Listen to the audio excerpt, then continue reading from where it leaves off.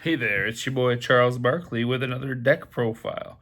This time for what I think is going to be one of the sleeper picks of set 2, Crimson Rampage, Iida 3. Our boy Iida 3 here is a 7-hander with 20 health.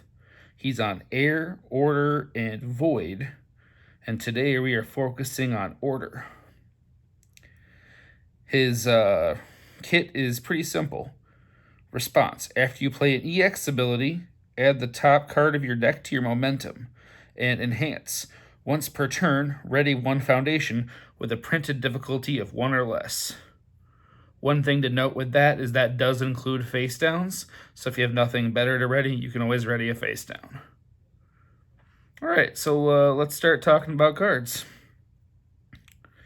So I've got Defrosting here. Defrosting is a 3 difficulty foundation that does enhance. Once per turn, discard the top card of your deck and choose one of the following effects. The attack gets -2 speed, or +2 speed and -1 damage, or -1 speed and +2 damage. So you can use it to up your own speed or nerf your opponent's attack, and do the same thing the other way around. With 2 of these on the board, you're effectively just giving bonuses. It's a really pretty good way of controlling things. With a couple of them out, you can actually help control your opponent's throw damage just by reducing with that, and it doesn't commit, so you still have a foundation to commit later in the turn for blocking. Then, let's move on to Classmate Introductions, a classic. If your rival has not yet blocked this turn, this attack gets +1 speed, and if this is your first attack this turn, it gets +1 damage. Those are 2 enhances. Very simple. Very easy ways to try and up your stats on these attacks. Then we've got Think Fast, a unique foundation that has enhance. Commit 1 foundation, change the zone of your attack. And enhance: if the zone of your attack has been changed, it gets +1 speed and +1 damage. A great way to try and slam attacks all into one zone, so your opponent can't block later on in the turn, and a great way to increase the numbers on your cards. Then we've got Heroic Lineage. Wonderful defense piece, good offense piece. Response: commit. After your rival's attack receives a damage bonus, it gets -3 speed. Great speed hate whenever your opponent's buffing, which you're pretty likely to run into that. And also commit. After your attack receives a speed bonus, it gets +2 damage. And you're almost always going to have a speed bonus. That's the nice thing about it. It's just free 2 damage. Most of the time it'll be online. Let's talk about our 1-diffs. These 6 cards can all be readied with Iida.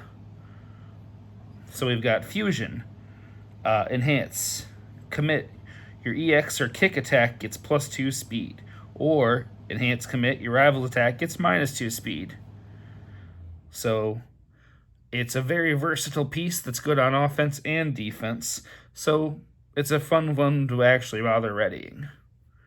Then we've got Ice Gliding, probably my favorite card to use Iida on. Enhance, commit.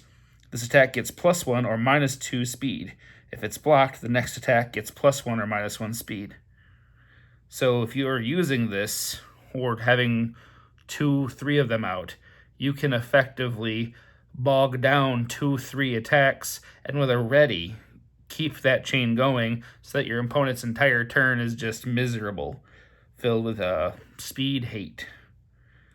Love it. One of my favorite cards in the new set. We've got Self-Sacrifice, which is pretty simple. Enhance. Destroy 1 foundation. This attack gets + or -1 damage. Great way to make sure you don't go into deadlock. It's a +1 low block, so it's a great defense card. And, sometimes you just need the damage to slam through or to avoid death.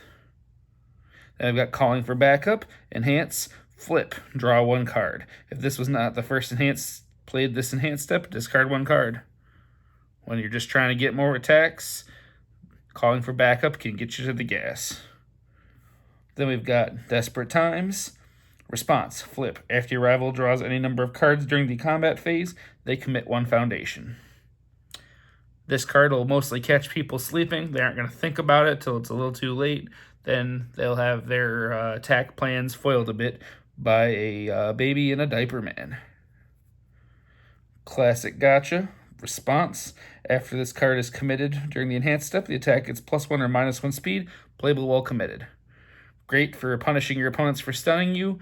Great for using for Think Fast to be able to go ahead and add even more stats to the attack. Love to see it. Then I've got a couple other utility foundations. Passing the Torch, which is a 2-diff enhance commit. Either draw 1 card, or if you have no cards in hand, draw 2 cards.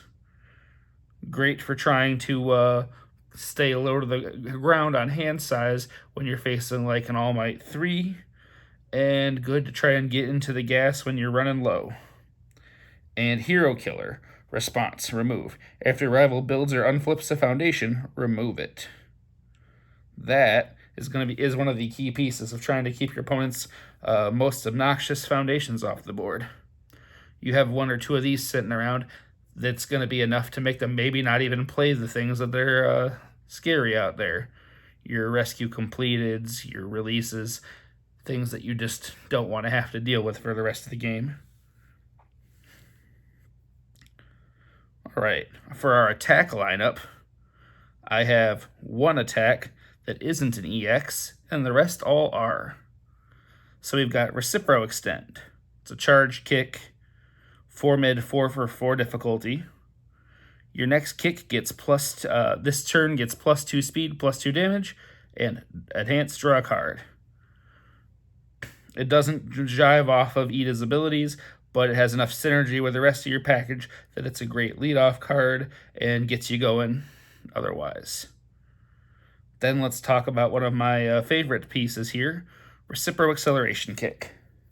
So it's a 4 low for 6 with a 5 diff, but most importantly for you here, it's an EX2 with an ability that says Enhance. You may remove kick attacks from your card pool in addition to discarding momentum to pay for this attack's EX ability. That means if you let off with like a Reciprocal Extend or 2, you can use this to pull these out of your card pool into the remove from game pile to trigger EX and start getting momentum off of Iida without even having had any momentum to start with. That is a great, great way to get through if you can't get anything else through to start that. Because once you have momentum with Iida 3, you're generally not going to stop, and you can just keep funding these EXs to get your attacks into crazy numbers. Also, it has a useful combo enhance. Combo Kick. Your rival discards 1 random card from hand, and then draws 1 card. The thing is, that 1 random discard can be the difference between them being able to block your attack or not, or getting rid of that 1 attack they've been holding. That's a super nice little thing. Can really change a game, can really change their plans. Then we've got Flying Thruster Kick, which, being a +1 mid-block in itself, is a beautiful thing, but it's also a 4-high 4 for 4 with EX2, and this attack gets +2 damage, only playable if this attack has received a speed bonus.